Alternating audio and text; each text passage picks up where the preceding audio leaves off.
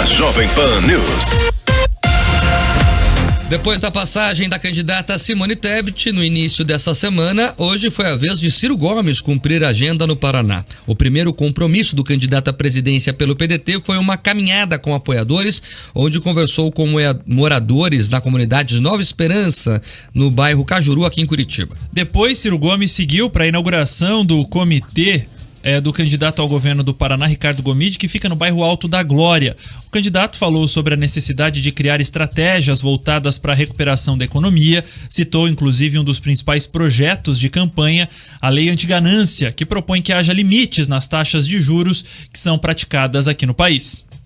A lei antiganância é a seguinte: eu estou olhando como é que a gente enfrenta esse constrangimento de brasileiros hoje na conta de 66 milhões e 600 mil estarem humilhados no SPC. Isso não é razoável e isso explode no desemprego, porque se as famílias não têm crédito, renda, elas não consomem. Se não consomem, a economia para e o desemprego explode, que é o que nós estamos assistindo. Estudando as experiências internacionais, eu achei a experiência inglesa.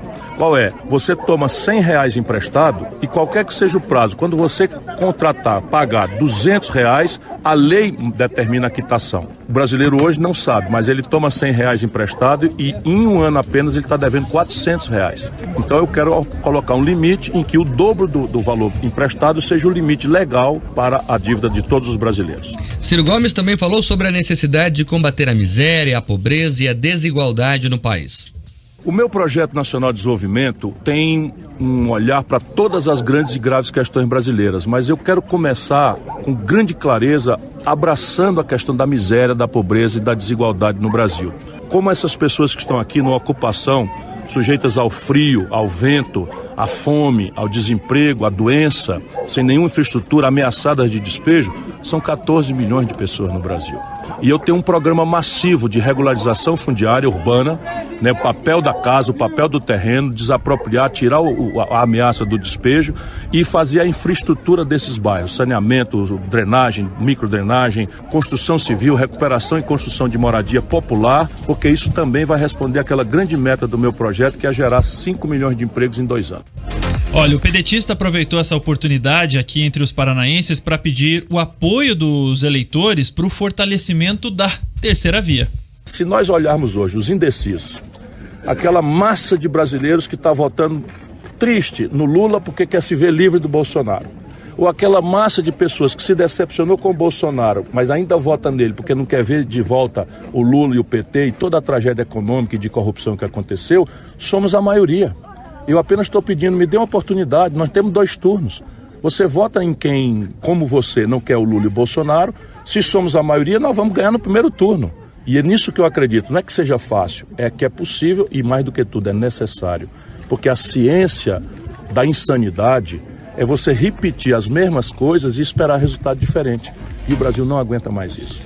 Esse é o Ciro Gomes citando Albert Einstein ali no final, não é coisa dele, isso aí ele está copiando o Einstein, deveria dar inclusive o crédito, e com esse projeto que é antigo. É o projeto de 2018 dele, em que a União ia assumir as dívidas de brasileiros com instituições financeiras, enfim, ele falava, lembram? Quem tiver o nome no Serasa eu vou resolver, né? Mais populista que isso, impossível. Então ele deu uma nova roupagem, deu um tapa de marketing, chamou de Lei Antiganância para ficar com o nome mais politicamente correto, mas no final das contas é mais do mesmo da política cirista, que é o Estado resolver dívidas pessoais das pessoas, o Estado interferir na economia, o Estado como indutor do desenvolvimento, que é uma pauta de esquerda. Então o Ciro Gomes propôs isso, as pessoas vão comprar essa pauta ou não, mas eu gosto quando ele propõe isso, porque é o seguinte, deixa claro o que o Ciro é, que é um homem de esquerda, um candidato de esquerda, de um partido de esquerda, que estaria muito próximo ao arco defendido pelo PT e por Lula. Então, por que eu estou dizendo tudo isso? Porque quem se vende como terceira via não pode ter um discurso igual ou quase igual a um dos polos. Então tem que ser terceira via de verdade. E não é o que me parece nesse caso, Escola. É isso, o Ciro, ele aproveitou também a passagem dele aqui pelo Paraná para visitar uma comunidade e não ir ao centro da cidade. Tudo bem que o centro concentra um maior número de pessoas, mas ele foi a uma comunidade para estar perto do povo, que é o que ele tem vendido nessa campanha dele, vendido também essa ideia de vou limpar seu nome, que desde 2018, até viraram memes, né? Em 2018, trechos de uma entrevista, de um programa eleitoral dele, que ele prometia isso, que se você tinha o nome sujo no Serasa, algo poderia ser feito caso ele fosse eleito. Mas Ciro Gomes, ele demonstra nesses últimos dias, ou pelo menos pode ser uma impressão do Eduardo Escola aqui, um certo centro, Mark. Eu digo um centro até comportamental, não um centro político. Ontem, vamos falar também, e devemos comentar, inclusive, a entrevista dele ontem ao Jornal Nacional, que o Ciro se manteve, claro, o tempo todo sem nenhum tipo de grosseria, que já é característico dele, né? Inclusive os ouvintes já estão comentando aqui na nossa live.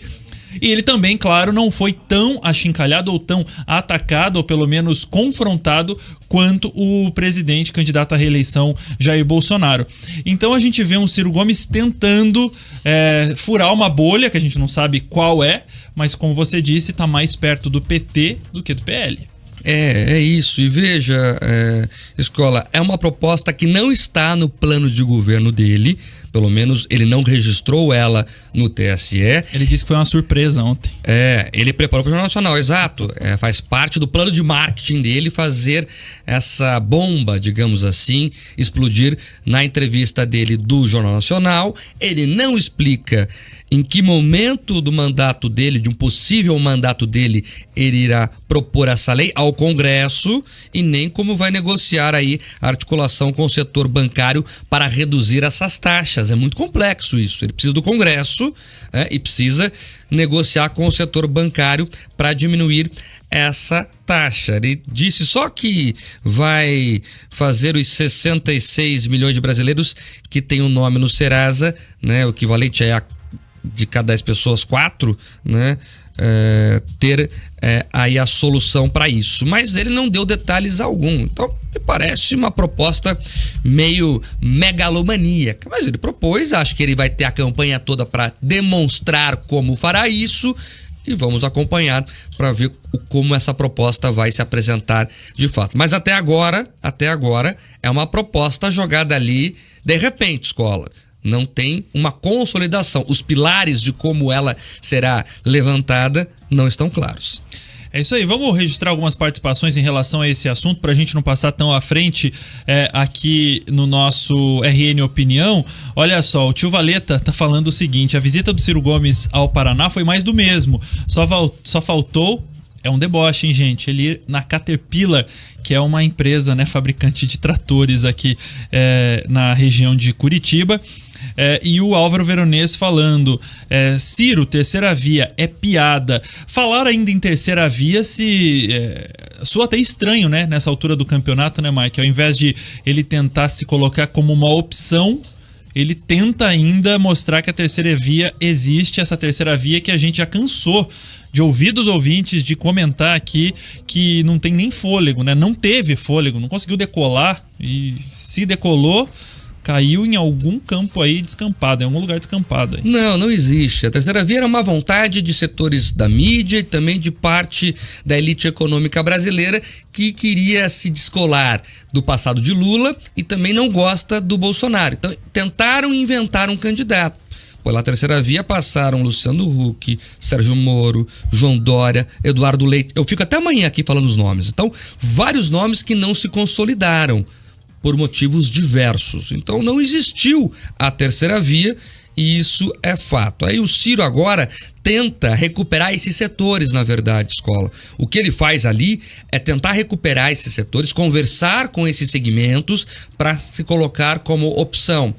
E a gente já deixou claro aqui, hoje ele é um homem de esquerda, ele foi ministro do Lula, né? Então tá ali muito mais próximo a uma economia intervencionista do que de uma terceira via que conversaria com uma centro-direita, que era a proposta lá atrás. Todos esses nomes que eu falei aqui, por exemplo, são nomes de centro-direita, ou pelo menos tentavam se vender assim.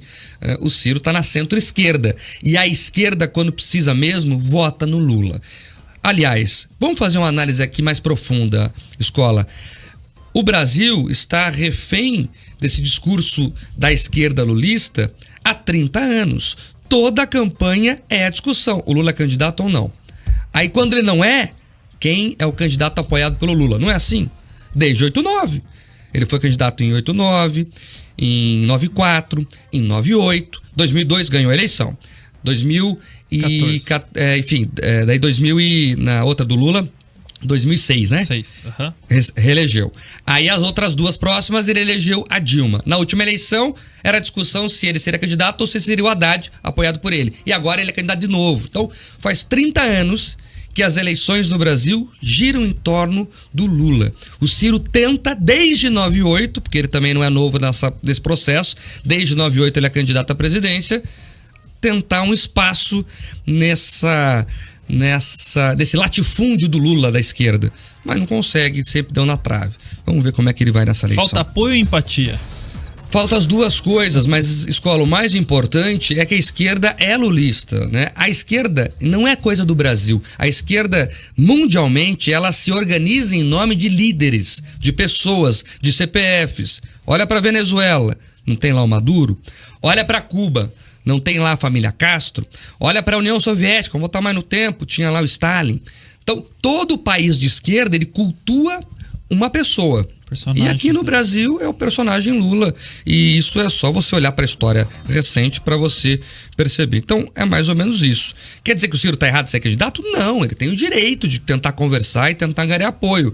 Mas o histórico não é bom para ele, no sentido de como a esquerda funciona. A esquerda é lulista e o Lula consegue se reunir embaixo do guarda-chuva dele os apoios. Tanto que tem gente de esquerda, escola, que tem aí ojeriza o Ciro Gomes, não pelo Ciro, mas por ele ousar disputar com Lula, por ele ousar falar algumas verdades sobre o Lula que volta e meia ele solta por aí, por ele ousar querer ser candidato.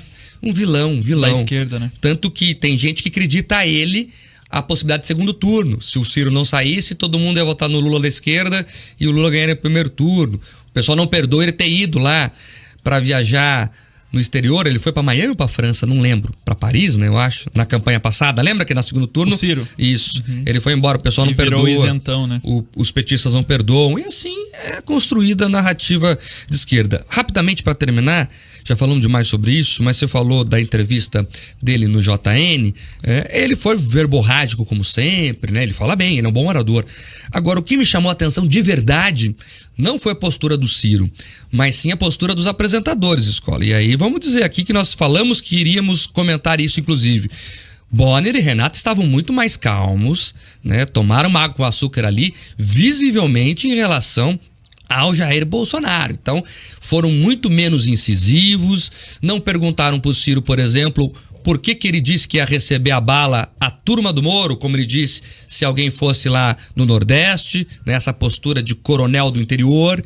Não perguntaram nada, deixaram ele navegar por esses caminhos aí de apresentar a lei anti-ganância sem perguntar como ele ia resolver. Então eles foram muito mais light em relação à entrevista de Jair Bolsonaro. Estão me dizendo o seguinte, escola, estão querendo me convencer do seguinte, olha, mas eles vão ser incisivos mesmo com o Lula, que é quem importa, né? O Bolsonaro e o Lula são os polos que dominam essa disputa, pelo menos até agora. Vamos acompanhar para ver como será a postura dos dois em relação a Lula. É amanhã, né? É amanhã. Hoje seria o Janones, mas ele tirou a candidatura, né? Então hoje não tem. Hoje não tem. Então é amanhã o Lula, vamos ver como é que eles irão. Na sexta. Na sexta. Então vamos ver como é que eles vão se portar diante do Lula e da Tebet para poder fazer análise no final daí desse processo.